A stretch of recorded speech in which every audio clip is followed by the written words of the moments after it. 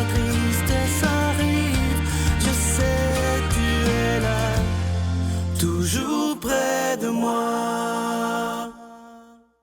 Bon samedi, bienvenue à votre émission La Victoire de l'amour. Aujourd'hui, c'est le 8e anniversaire de l'élection du pape François et ce pape que j'aime tellement et vous aussi, et continuons de prier pour lui parce qu'il a vraiment changé l'Église du bon côté d'ailleurs. Alors prions très fort pour ce si bon pape François. Aujourd'hui, notre chronique hebdomadaire avec l'abbé Stéphane Roy et l'homélie avec notre amie Geneviève.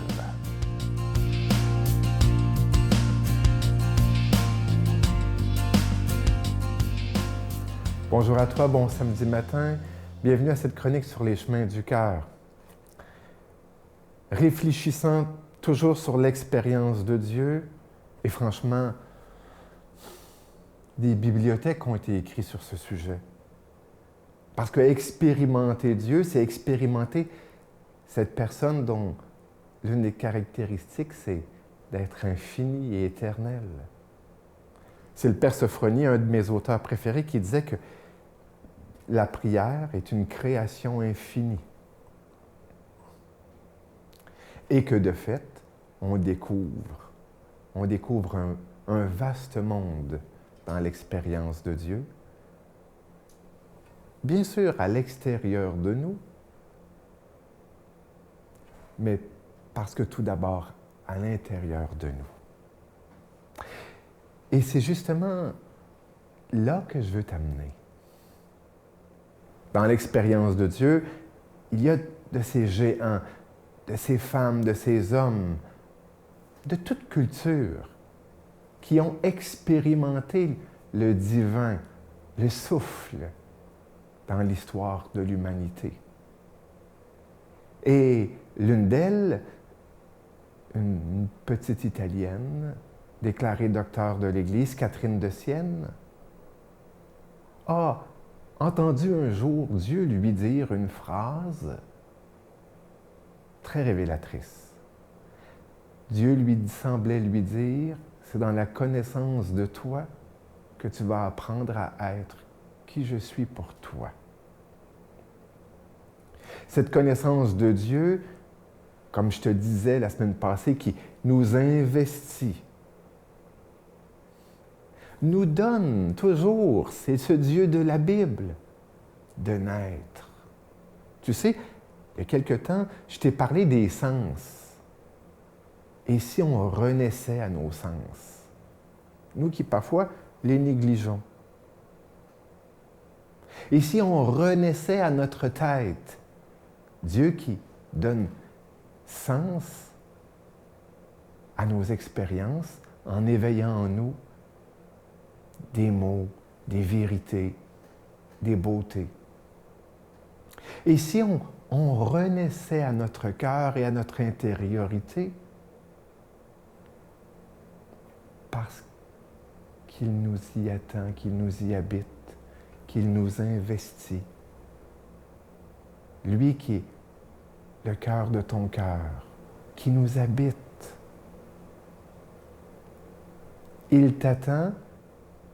Et dans cette exploration, que de choses à découvrir à l'intérieur de toi. Tu sais, comme toute relation, la relation à Dieu nous révèle beaucoup de choses sur nous-mêmes. Il faut être à l'écoute. Je te souhaite une bonne semaine sur les chemins du cœur et je te redis, prends soin de ton cœur. Notre Père qui es aux cieux, que ton nom soit sanctifié, que ton règne vienne, que ta volonté soit faite sur la terre comme au ciel. Donne-nous aujourd'hui notre pain de ce jour. Pardonne-nous nos offenses comme nous pardonnons à ceux qui nous ont offensés. Ne nous laisse pas entrer en tentation, mais délivre-nous du mal, car c'est à toi qu'appartient le règne, la puissance et la gloire pour les siècles des siècles. Amen. Mon Père, je m'abandonne à toi. Fais de moi ce qu'il te plaira. Quoi que tu fasses de moi, je te remercie. Je suis prête à tout, j'accepte tout, pourvu que ta volonté se fasse en moi, en toutes les créatures. Je ne désire rien d'autre, mon Dieu. Je remets mon âme entre tes mains. Je te la donne, mon Dieu, avec tout l'amour de mon cœur, parce que je t'aime, et que ce m'est un besoin d'amour de me donner, de me remettre entre tes mains, sans mesure, avec une infinie confiance, car tu es mon Père.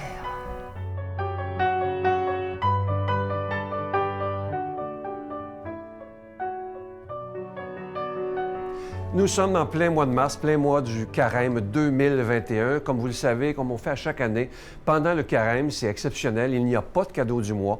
Ce qu'on vous suggère, ce qu'on vous demande, c'est de faire un don, mais sans attendre rien en retour, simplement pour que la parole de Dieu soit annoncée. Et dans les moments qu'on vit depuis longtemps déjà, on a vraiment besoin de cette parole de Dieu, de cette espérance, de cette lumière au bout du tunnel. Et moi, ce que je trouve magnifique, c'est depuis maintenant plus de 26 ans, cette œuvre, elle existe pour donner justement de l'espérance, parce qu'on en a vraiment, vraiment besoin. Alors, je vous remercie de tout cœur de ce que vous ferez, tout à fait gratuitement. Vous savez que Saint Paul dit dans une de ses lettres, Dieu bénit celui qui donne avec joie. C'est très important de donner si ça nous fait plaisir. Il ne faut jamais se sentir obligé. Alors, je vous dis merci de tout cœur de votre don spécial du Carême. Je vous donne l'adresse.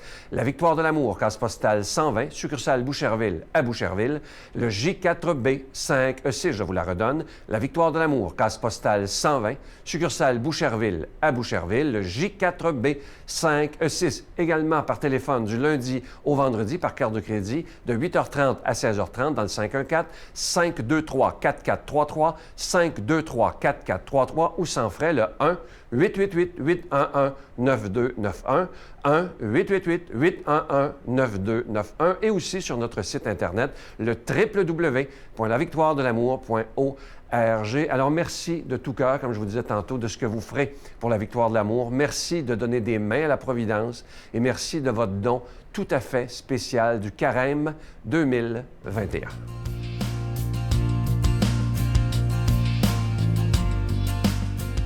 Mon Dieu, donnez-moi la sérénité d'accepter les choses que je ne peux changer, le courage de changer les choses que je peux et la sagesse d'en connaître la différence. Amen.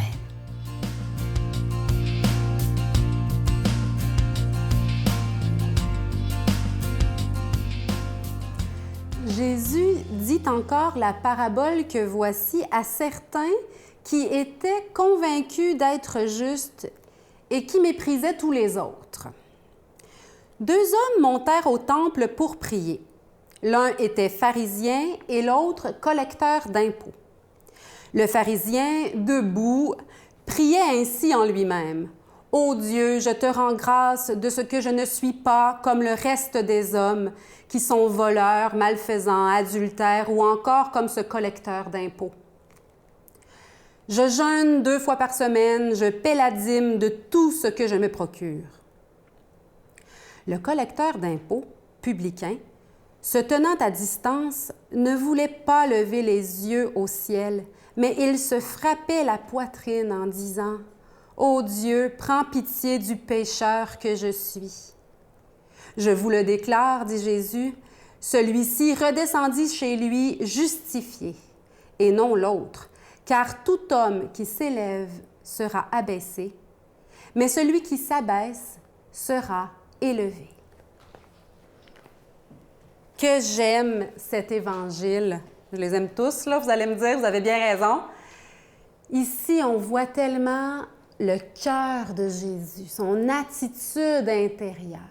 Jésus nous décrit comment ça peut se passer, comment ça doit se passer, comment ça se passe en tout cas quand il y a l'amour en nous.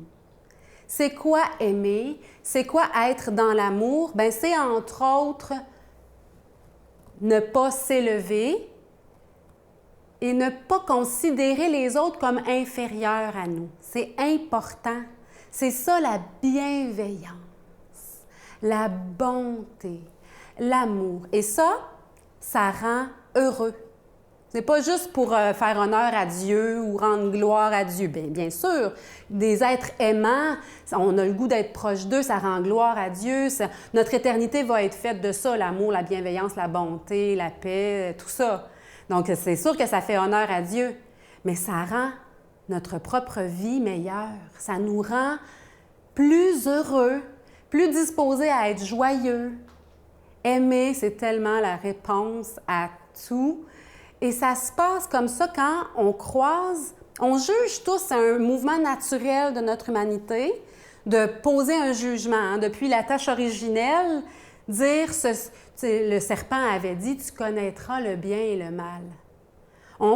C'est un mensonge. On ne sait même pas. Le serpent, il est menteur. L'ennemi, Satan, le diable, le malin, il est menteur. C'est pas vrai qu'on connaît le bien puis le mal. Dieu seul peut juger. Parce que des fois, quelqu'un, ou même nous-mêmes, vous remarquerez, on veut faire une bonne action, puis là, on est maladroit, puis la personne interprète mal, puis c'est vu comme négativement. Alors qu'on voulait faire quelque chose de bien.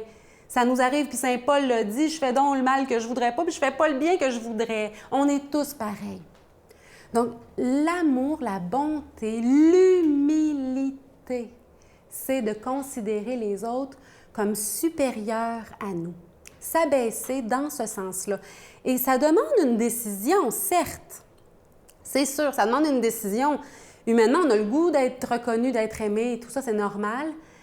Mais vous allez voir, il y a là un trésor savoureux. Il y a quelque chose là dans l'humilité de si doux, de si tendre. Et c'est le cœur de Jésus, il est caché là. Jésus est humble, il est l'humilité. Lui, il s'abaisse, il est mort pour nous, là. Il a subi des atrocités par amour pour nous. Il ne s'est pas révolté, il n'a pas dit « Hey, je veux pas ». L'humilité s'abaisse avec bienveillance. Et je pense à Thérèse de Lisieux qui a prié. Elle a dit que c'était son premier enfant. Elle qui n'a pas eu d'enfant, était religieuse, Thérèse de Lisieux. Elle a prié pour Henri Pranzini. Elle avait vu dans les journaux, elle avait entendu dire qu'il y avait un meurtrier qui était pour être condamné à mort, guillotiné, et qui ne voulait rien savoir de se convertir, puis de Dieu, puis tout ça. Elle a prié pour lui, elle a supplié Dieu d'avoir sa conversion, qu'il se tourne vers un petit... Elle demandait, elle dit, même si je n'ai pas d'indice, Seigneur, je crois que tu as agi quand même parce que tu es bon puis tu m'aimes.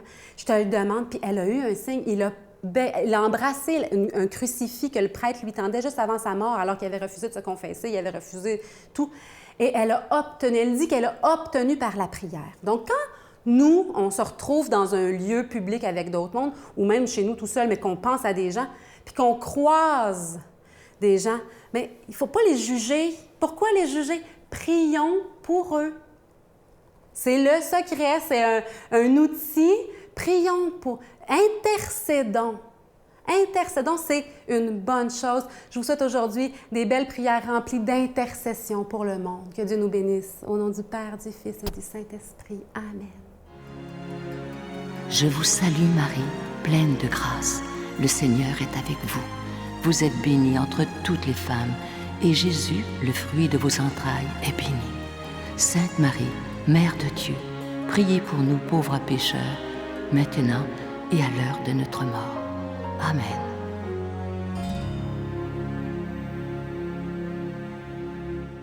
Je vous invite vraiment à ne pas manquer demain une émission exceptionnelle. J'ai rencontré avec beaucoup de joie un jeune prêtre, il a 31 ans.